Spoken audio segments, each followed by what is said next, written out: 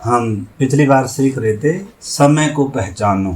समय का महत्व क्यों है? समय सीमित है, हमारा सदा के लिए नहीं है। बाइबल कहती है मनुष्य का जीवन भाप के समान है, छाया के समान है। इससे पहले कि छाया ढल जाए, इससे पहले कि भाप खत्म हो जाए, उससे पहले बहुमूल्य निर्णय हमने लेने हैं। इसी समय हमारे जीवन के लिए गए निर्णय हमारा अनंत काल निर्धारित करेंगे। तो इस करके समय का बहुत महत्व है। समय परमेश्वर का दिया हुआ बहुमूल्य उपहार है।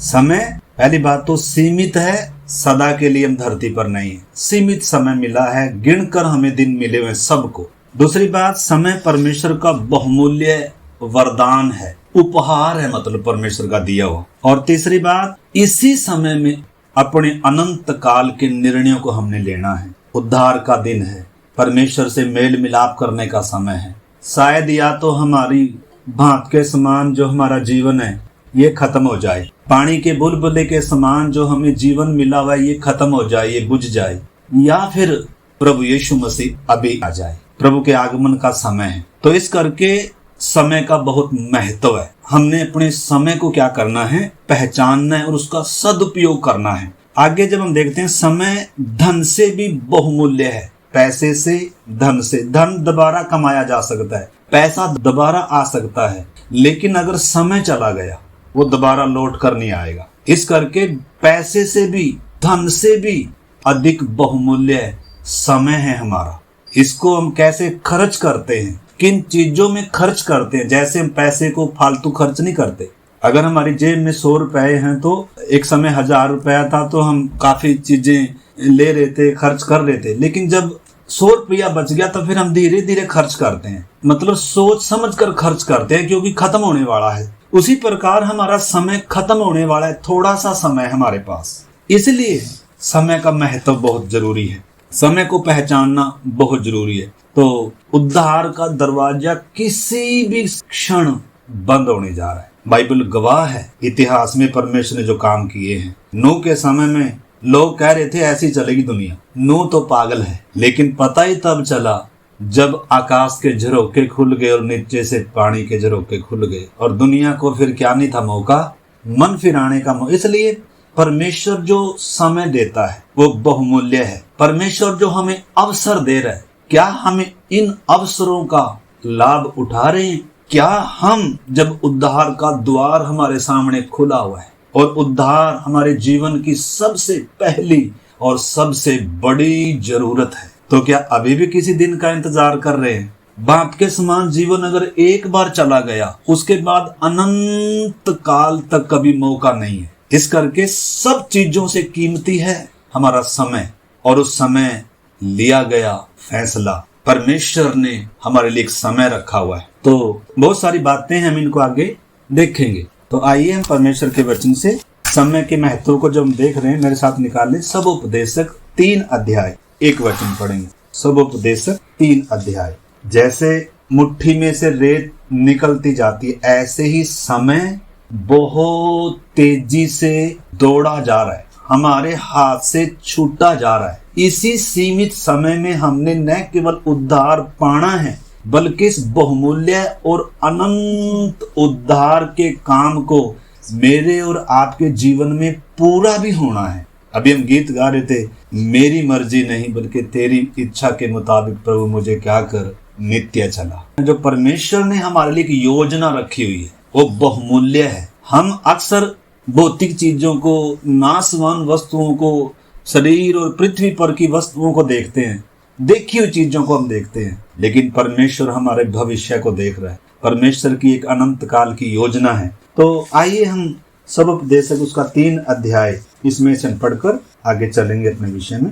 सब कामों का एक निश्चित समय है, हर एक बात का एक अवसर, और प्रत्येक काम का जो आकाश के नीचे होता है एक समय है। जन्म का समय है, मरण का भी समय है।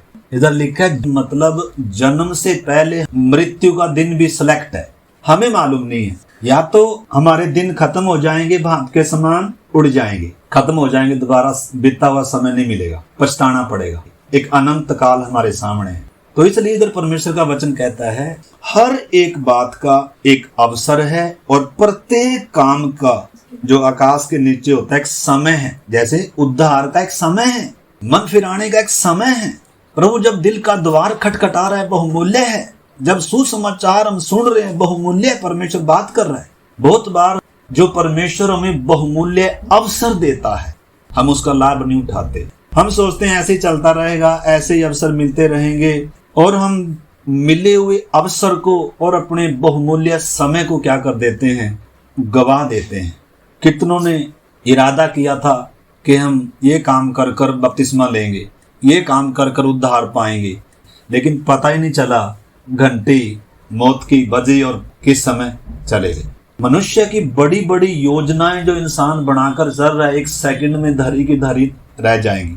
तो इस करके बुद्धिमता किसमें है? परमेश्वर का वचन क्या कहता है?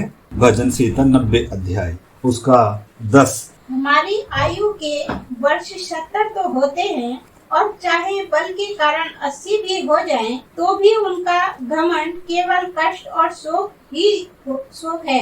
वह जल्दी कट जाती है और हम जाते रहते हैं। हाँ, भजन का लेखक क्या कह रहा है? हमारे जो मनुष्य की उम्र है कितनी है, ज्यादा से ज्यादा कितनी है? 60-70 साल की है। और इसमें क्या ही है, कष्ट समस्या दुख तकलीफ ही है और झट क्या हो जाएगी, एक दिन खत्म हो जाएगी। और भी अगर हम वचनों को लें तो परमेश्वर का वचन कहता है मनुष्य की उम्र, मनुष्य का धरती पर का जीवन भाप के समान है, पानी के बुलबुले के समान है, ढलती हुई छाया के समान है। इससे पहले कि छाया ढल जाए या भाप खत्म हो जाए, उससे पहले इंसान ने अनंत जीवन प्राप्त करना है, क्योंकि इंसान मृत्यु के वश में है।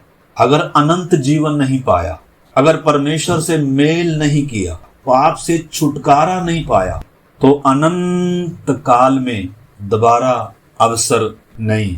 इस करके समय को पहचानना, समय का महत्व, नींद से जाग उठने की घड़ी है। इस समय हम पिछली बार देख रहे थे, रात बहुत बीत चुकी है और दिन निकलने पर है। अगर कोई हम में से सोया हुआ है, प्रभु का वचन कहता है जाग उठो। प्रभु यीशु मसीह ने यही शब्द कहे हैं, जागते रहना, जागते रहना। जैसे चोर उस पहर आता है जब सब लोग सोए होते हैं। यीशु मसीह का जो दूसरा आगमन होगा, जो प्रगट में आएगा, जो यहूदियों के लिए आएगा, उसके चिन्ह दिए गए हैं। परंतु यीशु मसीह जो अभी गुप्त में आने वाला है, इसका कोई चिन्ह नहीं दिया गया। मतलब हम ये ना सोचें अभी तो कोई चिन्ह होगा और उस दिन हम क्या हो जाएंगे, तैयार हो जाएंगे ना, शायद आज रात में आ जाए। मैंने बताया या तो हमारा जीवन खत्म हो जाए, कोरोना फिर से शुरू हो गया, महामारियां हैं, बहुत सारी समस्याएं आएंगी। आने वाले दिन बहुत कठिन है, लड़ाई छिड़ सकती है, भूकंप आ सकता है, कुछ भी हो सकता है। मतलब हमारा जो मनुष्य का जो जीवन है ना, तात्कालिक थोड़े समय का है। इंसान बड़ी बड़ी योजनाएं बनाकर चल रहा है, जैसे मैं तो इसी पृथ्वी पर रहूंगा और मौत तो याद ही नहीं है इंसान को, जाना तो किसी के याद ही नहीं है। उस धनवान के समान है हम, मेरे पास अब तो बहुत वर्षों के लिए ये वो सब ऐसा सोच रहा था वो धनवान, और कह रहे हे मेरे प्राण अब तो चैन से रह, सुख से रह, अब तो सारी बातें मेरे फेवर में होगी, अब तो मुझे कोई दिक्कत नहीं है। उसी रात उसके पास प्रभु की आवाज आई, हे मूर्ख इंसान, आज रात तेरा प्राण तुझसे ले लिया जाएगा, फिर ये किसका होगा जो तू बटोर रहा है। हमें अनंत जीवन के लिए बटोरना है। प्रभु ने कहा है अनंत जीवन के लिए बटोरो। धरती पर अगर बटोरेंगे कुछ भी, मैंने आप गलत नहीं समझना, हम उसका मतलब ये नहीं हम काम नहीं करना या पैसा नहीं कमाना या हमें पैसा नहीं चाहिए, लेकिन जब समय का या अनंत काल का जब विषय आ रहा है, प्रभु ने क्या कहा, उधर जोड़ो, क्योंकि जहां हमारा धन होता है ना, हम उनको कभी छोड़ना नहीं चाहेंगे, हमारा मन उधर ही लगा रहता है। प्रभु नहीं चाहता हमारा मन धरती पर रहे। धरती पर रहते जरूर हैं, लेकिन मन स्वर्ग में लगा हो, मन प्रभु की आगमन में लगा हो, उसकी तैयारी में हम जिए। प्रभु आज अगर आए तो मैं तैयार पाया जाऊं। इस करके मेरे प्यारे भाई बहनों, इधर क्या कह रहा है भजनकार, 12 भी पढ़ेंगे। बुद्धिमानी किसमें है? हमको अपने दिन गिनने की समझ दे कि हम बुद्धिमान हो जाएं। परमेश्वर हर दिन हमें 24 घंटे देता है। 24 घंटे में हम शरीर के लिए कितना खर्च कर रहे हैं और अपने प्राण और आत्मा के लिए कितना खर्च कर रहे हैं। कितना समय हम परमेश्वर के साथ संगति में बिता रहे हैं। क्योंकि अगर इस समय परमेश्वर के साथ हमारी संगति नहीं है तो अनंत काल में कहाँ होगी। फिर धरती पर रखकर परमेश्वर चाहता है कि हम उसके साथ चलें, उसकी संगति में रहें। जैसे हनोक उसके साथ साथ चला, आदम परमेश्वर के साथ साथ चलता था, लेकिन पाप में गिर गया, संबंध टूट गया और बीच में दीवार आ गई, अलग हो गया। फिर से क्रूस पर प्रभु ने जान देकर उस रिश्ते को फिर से जोड़ा और अब आदम से भी गहरा रिश्ता बनाया। अब पवित्र आत्मा हमारे अंदर आकर वास कर रहा है। इसलिए वचन में लिखा है, जो पवित्र आत्मा के चलाए चलते हैं वे परमेश्वर के पुत्र हैं। हर दिन मतलब परमेश्वर के साथ चलना, पवित्र आत्मा की अगुवाई में चलना, परमेश्वर को प्रसन्न करने के लिए जीना। अगर हमारे जीवन की ये प्राथमिकता नहीं है तो हम स्वर्ग शायद ना जाएं, क्योंकि स्वर्ग परमेश्वर उनको लेकर जाएगा जो प्रभु के साथ चलते हैं, जिनका प्रभु के साथ गहरा क्या है संबंध है, जो उसके साथ जीना चाहते हैं। तो मसीह जीवन परमेश्वर के साथ संबंध है, परमेश्वर की इच्छा के अनुसार, परमेश्वर को प्रसन्न करते हुए, स्वर्गीय बातों को प्राथमिकता देते हुए, परमेश्वर को सबसे पहला स्थान देते हुए अपने जीवन को परदेसी और यात्री के समान बिताना है। यही बाइबल का संदेश है। प्रेरितों ने जो सिखाया कलीसिया को, उपदेश की बातें हैं। तो बुद्धिमता इसी में है, हम अपने समय का सदुपयोग करें, समय का सदुपयोग करें। इस विषय में हम देखेंगे हम अपने समय को कैसे छुड़ाएं, नींद से कैसे छुड़ाएं, सोशल मीडिया से कैसे छुड़ाएं, व्यर्थ के कामों, व्यर्थ की बातों से कैसे छुड़ाएं। पैसा तो दोबारा आ जाएगा लेकिन समय दोबारा नहीं आएगा। 24 घंटे हैं एक दिन के, 24 घंटे में मेरा परमेश्वर के साथ का समय कितना है, मेरी तैयारी के लिए निकाला हुआ समय कितना है, वचन के लिए, प्रार्थना के लिए कितना है। मतलब दुनिया में ऐसी घटना घटने जा रही है जो आज तक नहीं घटी। उस दिन गाड़ियां एक्सीडेंट होंगी, उस दिन बहुत बड़ा धरती पर क्या होने जा रहा है, हिलने जा रही है। आप सोचो, बाहर के देशों में जो मसीह लोग हैं उनको पायलट रखते नहीं है जहाजों में, क्योंकि उन जो विश्वास में है, मतलब उनको ये है अगर प्रभु यीशु मसीह आ गया तो ये चले जाएंगे। तो जितने भी जहाज में होंगे सारे कहाँ गए। कितने मसीह हैं जो गाड़ियां चला रहे होंगे, कारें चला रहे होंगे, बसें चला रहे होंगे, कोई कंपनी चला रहे होंगे। एक क्षण में ही क्या हो जाएगा। हम उन दिनों में इस समय जी रहे हैं। यहूदियों के लिए 7 साल के महाक्लेश के बाद जब प्रभु आ रहा है ना, उसके लिए लिखा है क्लेश होंगे, भूकंप होंगे, अकाल होंगे। 7 साल में जो घटना घटने जा रही हैं उनके विषय में लिखा है, धरती पर जो तबाही आएगी। तो इस करके यहूदी लोगों के लिए 7 साल के बाद आएगा, कलीसिया के साथ आएगा। धरती पर 1000 साल का राज्य स्थापित करने के लिए प्रभु यीशु आएगा। लेकिन अभी प्रभु यीशु मसीह अपनी उस दुल्हन के लिए आ रहा है। पहली बात जिसकी मंगनी लगी हुई है, दूसरी बात जो उसके लिए तैयार हो रही है। जब लड़के की मंगनी लग जाती है तो फिर अपनी तैयारी शुरू करती है। शरीर में जो शादी होती है इसमें तो मंगनी के बाद दिन रखे जाते हैं, तैयारी के लिए समय दिया जाता है और दूल्हा फिर बारात लेकर आता है, सारी तैयारियों का खुला समय होता है। लेकिन ये जो स्वर्ग की शादी है या यीशु मसीह जो दूल्हा और कलीसिया जो दुल्हन है, इसकी तैयारी के लिए कोई समय नहीं दिया गया। मतलब कोई समय निर्धारित नहीं है कि इस दिन आएगा। प्रभु चाहता है जो भी उस समय 2000 साल से जितने भी मसीह में विश्वासी थे, प्रभु चाहता है वो ऐसी दुल्हन के समान तैयार हों जो अपने दूल्हे के लिए बाट जोड़ी हो, जिसका दिया कभी ना बुझे। कई बार हमने सीखा है जब यहूदी लड़के और लड़की का मंगनी होता है, रिश्ता होता है और जो उनकी शादी होती है, अभी का मालूम नहीं, लेकिन उस समय यीशु मसीह के समय में जिस बातों को लेकर प्रभु ने वो उदाहरण दिया दूल्हे और दुल्हन का, या मैं चोर के ना ही आऊंगा, या मैं तुम्हारे लिए घर तैयार करने जा रहा हूँ और अति शीघ्र तुम्हें आकर लेकर जाऊंगा। यानी कि मंगनी करने के बाद जैसे एक यहूदी लड़का लड़की के घर में जाता है और उधर मंगनी की बातचीत होती है, देखा दिखाई होती है, और जब बात सारी सेटल हो जाती है, लड़का दाख रस से भरा हुआ वो प्याला उसमें से आधा पीकर वहां मेज पर रखता है और उसके बाद जो उसकी मंगेतर है, होने वाली मंगेतर है, अगर उसको ये रिश्ता मंजूर है, कोई धन दौलत नहीं दिखाया गया, किसी चीज का लालच नहीं दिया गया। मतलब ऐसा नहीं है कि इसकी नौकरी को देखकर, धरती पर तो शायद नौकरी देख ली, सुंदरता देख ली, या इसका बिजनेस है, इसका व्यापार है, ये चीज देख लिया, लेकिन वास्तव में जो असली रिश्ता है, जो जीवन भर का रिश्ता होता है, वो व्यक्ति विशेष को देखा जाता है। तो लड़की क्या करती है, उस छोड़े हुए प्याले में से वो भी पीकर और सबके सामने मेज पर रखती है। तब रिश्ता क्या समझा जाता है, पक्का समझा जाता है। और फिर जो मंगनी की रस्म होती है वो पूरी होती है, और उसके बाद वो जो मंगेतर होता है उसको बोल के जाता है, अब मैं तेरे लिए जगह तैयार करने जा रहा हूँ और अति शीघ्र तुझे लेने के लिए फिर से आऊंगा। मैं तुझे ये सामान देकर जा रहा हूँ और इनके द्वारा तू मतलब तैयार रहना, मतलब जो भी तैयारी का साधन है दे के जा रहा है। उसी प्रकार जब यीशु मसीह गया, पवित्र आत्मा भेज कर गया। एलियाजर है जो हमें तैयार करने के लिए, परमेश्वर का पवित्र वचन है जो हमें तैयार करने के लिए।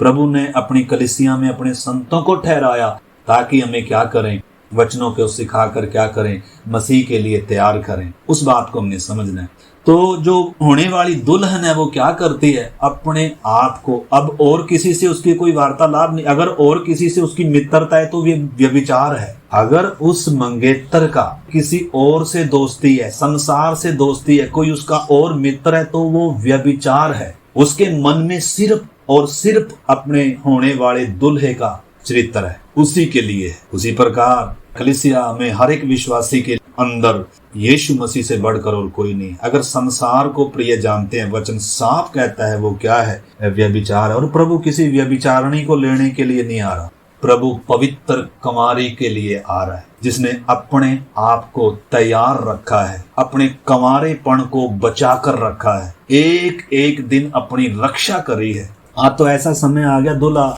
घर पे आकर बैठा हुआ बारात लेकर और होने वाली दुल्हन किसी और के साथ रफू चक्कर होगी। मतलब धरती में, दुनिया में तो इतना क्या चल रहा है, बुराई और पाप है। लेकिन जो दूल्हा यीशु मसीह और उसकी दुल्हन की जो शादी होने जा रही है वो विशेष है। लाखों लाख संतों ने अपने आप को संसार से निष्कलंक रखा। संसार उनको आकर्षित नहीं कर पाया। शैतान ने जोर लगा लिया पैसे के द्वारा, डराने के द्वारा, धन दौलत देने के द्वारा, लेकिन करोड़ों लाखों ऐसे संत हुए जो अपनी दौड़ को पूरा करके चले गए, जो दुल्हन के समान एक दिन उनको वस्त्र मिलने जा रहे हैं। हमें जो ये अवसर मिल रहा है, हम इस अवसर को कहाँ खो रहे हैं? क्या जितना हमें प्रार्थना करना चाहिए, जितना हमें प्रभु के साथ समय बिताना चाहिए, अभी समय है सेवा का, अभी समय है मेल मिलाप करने का, अभी समय है मन फिराने का, अभी समय है उद्धार पाने का। जो करना है अभी करना है, उसके बाद समय नहीं मिलेगा। एक दिन भी मांगेंगे, एक सेकंड भी मांगेंगे, नहीं मिलेगा, खत्म हो जाएगा सब कुछ। और युगान युग के लिए फिर क्या रह जाएगा? पछतावा रह जाएगा। परमेश्वर के साथ समय बिताना क्या हमारे लिए कीमती है वो अवसर? हम अपने जीवन को जांचे मेरे प्यारे भाई। तो हम आगे इस विषय में देखेंगे। परमेश्वर स्वयं क्या है? समय का परमेश्वर है। परमेश्वर सब काम अपने समय से करता है। जब गलातियों की पत्री 4:4 पढ़ते उसमें लिखा है, जब समय पूरा हुआ परमेश्वर ने अपने पुत्र को भेजा। तो परमेश्वर ने हर चीज का समय रखा हुआ है। उद्धार का दरवाजा अभी खुला हुआ है, अभी अनुग्रह का समय है, अभी सुसमाचार सुनने का मौका मिल रहा है। लेकिन शायद सोच कर देखो, आज रात या तो मेरी या आपकी अगर अभी तक उद्धार नहीं हुआ, मैं डराने के लिए नहीं बोल रहा हूँ और मैं इसलिए भी नहीं बोल रहा हूँ ताकि हम किसी न किसी तरीके से चलो बपतिस्मा ले लें ना। बपतिस्मा लेने का तभी अर्थ है जब हमारी आंख खुली है, समझ खुली है, जब क्रूस समझ में आया है, क्योंकि जीवन भर का संबंध है, अनंत काल का संबंध है ये। तो इस करके अगर आज उद्धार का दरवाजा बंद हो जाए या हमारा इस दुनिया से आखिरी विदाई हो जाए, फिर एक सेकंड के लिए भी हम, कोई डॉक्टर दुनिया में ऐसा नहीं है हमें एक श्वास दे सके, कोई दवाई दुनिया में ऐसी नहीं है हमें क्या किया जा सके, जिंदा किया जा सके। प्रभु ने कहा एक घड़ी भी कोई बढ़ा नहीं सकता, इसलिए तुम कल की चिंता नहीं करना, तुम उसके राज्य और उसकी धार्मिकता की चिंता करो। हमें जो करने वाला काम है आज भी हम सोचे, मैं प्रभु के लिए क्या कर रहा हूँ? क्या मैं अपने लिए जी रहा हूँ, इस संसार की भौतिक बातों के लिए, भौतिक दुनिया के लिए जी रहा हूँ, या मैं असली चीजों के लिए अपना समय खर्च कर रहा हूँ? अति जरूरी है हमने इन बातों को समझना। एक आयत और पढ़ेंगे। जैसे मैंने बताया, अगर हमने समय को गवा दिया लौट कर नहीं आएगा। नीति वचन 27 का। कल के दिन के विषय में डींग मत मार, क्योंकि तू नहीं जानता कि दिन भर में क्या होगा। कल के दिन के विषय में डींग मत मार, क्योंकि हमारे सारे प्रोग्राम कल के ही होते हैं, कल ये करेंगे। प्रभु ने भी कहा भाई आज का ही बहुत है, कल की चिंता ना कर। प्रभु चाहता है हम आज में जिए। अगर आज यीशु आता है या आज मेरा समय इस धरती से खत्म होता है तो अगला ही क्षण मेरा अनंत काल शुरू हो रहा है, मैं कहाँ होऊंगा। सोच सकते हैं हम, जबरदस्ती परमेश्वर नहीं करता, लेकिन परमेश्वर अवसर देता है। वचन कहता है आत्मिक नींद में है दुनिया। प्रभु ने भी कहा तुम सो नहीं जाना, क्योंकि रात का समय है। इस समय धरती पर बुराई, पाप और तमाम प्रकार की हिंसा, विरोध, अनैतिकता फैलती जा रही है। बहुतों का प्रेम ठंडा पड़ता जा रहा है, बहुतों का विश्वास क्या त्याग हो रहा है। संबंधों में, प्रभु के साथ का संबंध हो या आपस में संबंध हो, इनमें भी क्या आ रही है, दरारें आ रही हैं, खटास आ रही हैं, प्रेम चला गया। आने वाला समय और भी बहुत बुरा समय है। तो इस समय एक आयत और पढ़ेंगे, फिर हम प्रार्थना करते हैं। आप मेरे साथ याकूब की पत्री 4 अध्याय 13-14 वचन पढ़ेंगे। तुम जो यह कहते हो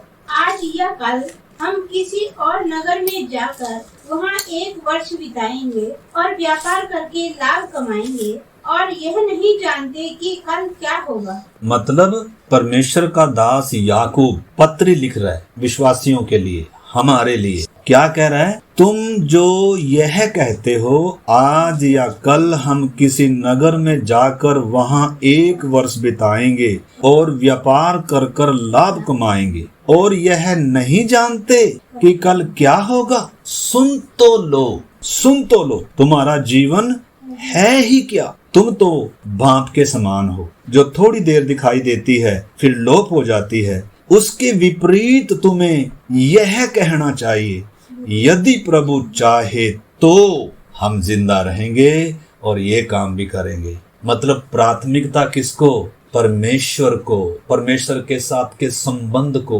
परमेश्वर को प्रसन्न करने के लिए। अगर हम सुबह उठते हैं जब, और सुबह उठते ही हमारा ये लक्ष्य नहीं है कि मैंने आज प्रभु के साथ चलना है, मैंने आज दिन भर आत्मा के अगुवाई में या परमेश्वर के वचन के अनुसार या परमेश्वर को प्रसन्न करने के लिए जीना है, तो हमारे जीवन में कभी तैयारी नहीं हो पाएगी। हम कभी प्रभु के साथ चल ही नहीं सकेंगे, क्योंकि हमारा इरादा ही नहीं है, हमारे जीवन का हमने वो लक्ष्य ही नहीं बनाया कि मैंने परमेश्वर के साथ चलना है दिन भर। परमेश्वर को अपने कामों से, अपनी बातों से, अपने चाल चलन से मैंने मेरे प्रभु को, मेरे परमेश्वर को प्रसन्न करना है। चाहे सारी दुनिया चाहे मेरे से नाराज हो जाए, लेकिन मेरा प्रभु मुझसे नाराज ना हो, पवित्र आत्मा मुझसे दुखी ना हो। अगर हमारे जीवन का हम ये लक्ष्य नहीं बनाएंगे, धीरे धीरे अगर हम जागृत नहीं होंगे, अपने जीवन का लक्ष्य निर्धारित नहीं करेंगे कि मुझे चलना कैसे है, तो हम बुद्धिमानों में गिने नहीं जाएंगे। इस करके आइए मेरे प्यारे भाई बहन, प्रार्थना करें और समय का लाभ उठाएं। समय कीमती है। आइए हम एक समर्पण के साथ उठेंगे, आज निर्णय लेकर उठेंगे। सोशल मीडिया के द्वारा शैतान हमारे समय, पैसा नहीं चुराएगा लेकिन हमारे समय को चुराएगा। इस समय अगर आप फालतू की कोई ऐप इस्तेमाल करते हैं जहां से आपकी कोई आत्मिक उन्नति नहीं है, फेसबुक है, इंस्टाग्राम है, इससे मित्रता, उससे मित्रता, कैसे मैं अपना समय छुड़ाऊं, कैसे मैं अपना समय बचाऊं और उसको प्रभु के चरणों में लगाऊं, प्रभु के काम में लगाऊं, अपनी आत्मिक उन्नति के लिए लगाऊं, प्रार्थनाओं में, दूसरों के लिए प्रार्थना में। आइए हम बात करें, प्रभु मैं भी बुद्धिमान हो जाऊं, मैं भी अपने समय का सदुपयोग करूं प्रभु, मैं भी अपने समय को छुड़ाऊं प्रभु जी, मैं अपने समय को खराब ना करने पाऊं। अवसर जो आप मुझे दे रहे हैं ये बहुमूल्य है प्रभु जी, तैयारी का, सेवा का, मेल मिलाप करने का, मन फिराने का, प्रभु इसको बहुमूल्य समझे। सब प्रार्थना करेगा। सोचे क्या मेरा परमेश्वर के साथ संबंध है? बड़ी दुनिया को धोखा होने जा रहा है जो सोचकर चल रहे हैं कि परमेश्वर के साथ मेरा मेल है, लेकिन प्रभु उनको जानता भी नहीं। ऐसे भी हैं। हमें डरना चाहिए कहीं मैं तो उस लाइन में, उस भीड़ में ना हूँ। प्रभु मुझे मेरे समय को पहचानने के लिए, समझने के लिए मेरी मदद कर। मैं अपने बहुमूल्य समय को, दिए गए बहुमूल्य अवसरों का लाभ उठाऊं और आपके साथ मैं अपने समय को बिताऊं। प्रार्थना करूं, वचन पढ़ूं प्रभु जी। जब वचन सीखने का अवसर मुझे मिलता है, जब प्रार्थना करने का अवसर मुझे मिलता है, तो प्रभु अवसर को बहुमूल्य समझूं प्रभु जी। प्रभु ये वचन हम सब की आत्मिक उन्नति के लिए हो जाए।